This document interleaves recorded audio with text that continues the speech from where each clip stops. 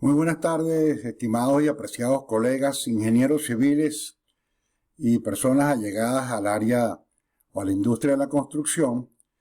En este cuarto video de la serie de la gestión de los recursos del proyecto, hablaré del grupo de procesos de monitorear y controlar los recursos del proyecto.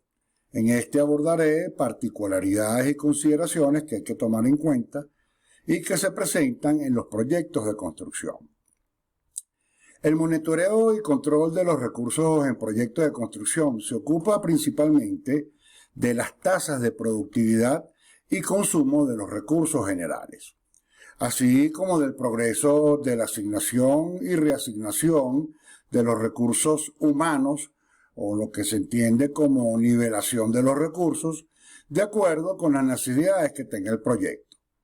Las tasas de productividad y consumo estiman cuánto puede producir un recurso determinado en un momento dado, o cuánto de un recurso se consume para producir una unidad de un producto entregable que sea particular o que esté estipulado para tal. Por ejemplo, la productividad de una excavadora se puede medir en metros cúbicos por hora de movimiento de tierra, mientras que el consumo de electrodos de soldadura se puede medir por kilogramos de electrodo por pulgada o metro lineal de soldadura realizada. La productividad del trabajo se puede medir también en términos de horas hombres de trabajo por unidad. Por otro lado, las tasas de productividad y consumo se utilizan muy ampliamente como base para estimar el uso de los recursos, lo que lleva a requisitos de recursos de actividad y estimaciones de costos de cada una de las actividades del proyecto. Controlar la productividad entonces durante la ejecución del proyecto suele ser un factor clave para realizar el proyecto dentro de las líneas bases de tiempo y costo. El control de la productividad se realiza entonces mediante las cantidades ejecutadas en los paquetes de trabajo y luego midiendo y relacionando la fuerza laboral, la maquinaria y el uso de materiales con esos paquetes o que estaban relacionados con esos paquetes de trabajo. Para que el proceso de control de productividad funcione realmente, la estrategia de construcción debe traducirse con precisión en un conjunto de estructuras de desglose de trabajo, estructuras de desglose de costo y cronogramas de tiempo. El éxito del proceso entonces del control de la productividad se establece durante la etapa de planificación del proyecto. Por otro lado, la presentación de informes de desempeño es otro factor clave para controlar la fase de productividad, o las tasas, mejor dicho, de productividad. Como por ejemplo, podríamos decir, saber qué equipo funcionó para qué paquete de trabajo nos permite la comparación de las tasas de productividad para diferentes equipos, eventualmente detectando la necesidad de mantenimiento o reentrenamiento del operador de dicho equipo. Los materiales y recursos consumibles están controlados por medio del inventario, ya que no se pueden individualizar en cada uno de los elementos componentes del proyecto. El objetivo de controlar este tipo de recursos no es más que el ahorro en lugar de productividad. Reducir en la medida de lo posible el uso de recursos consumibles obviamente es beneficioso no solo para los objetivos de costo del proyecto, sino que también para la gestión ambiental, tanto por la reducción del uso como por la reducción de sus respectivos desechos.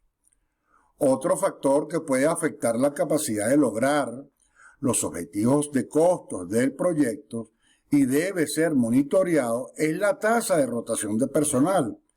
La tasa de rotación de personal es la relación que existe entre el número de trabajadores que se sustituye y se reemplaza en un periodo de tiempo dado con respecto al número promedio de trabajadores y se expresa generalmente como una medida de porcentaje.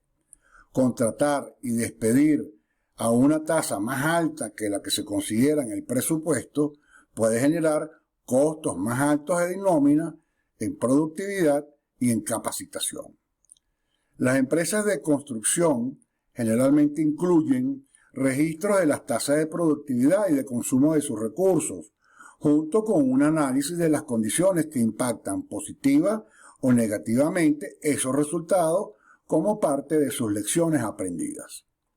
La organización, o mejor dicho, la organización ejecutora, depende de esta retroalimentación de datos para crear y actualizar los activos de los procesos de la organización que pueden representar una importante ventaja competitiva al momento de ir a licitar en el mercado. El proceso de controlar los recursos se ocupa de los recursos físicos, tales como los equipos, materiales, instalaciones e infraestructura. Y por otro lado, el proceso de dirigir al equipo trata de los miembros del equipo de trabajo del proyecto.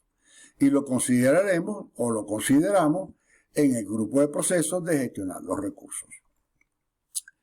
Bueno, estimados y apreciados colegas, fue un verdadero placer compartir con ustedes en esta ocasión este importante tema del monitoreo y control de los recursos de construcción, monitoreo y control de los recursos en proyectos de construcción, y espero que lo que les he compartido en esta oportunidad sea de su interés y sobre todo que les sea de utilidad. Me despido de ustedes hasta una próxima entrega en la que tendré el placer y el gusto de conversarles sobre otro interesante punto relacionados con esta área de conocimientos de la gestión de los recursos del proyecto. Habló para ustedes el ingeniero Gerardo Medina, ingeniero civil, magíster en Administración de Empresas de Construcción, asesor, consultor y docente internacional en temas relacionados con gerencia de construcción, gerencia de proyectos e ingeniería ecológica. Tengan todos un feliz día, saludos para todos y un fuerte abrazo. Muchísimas gracias.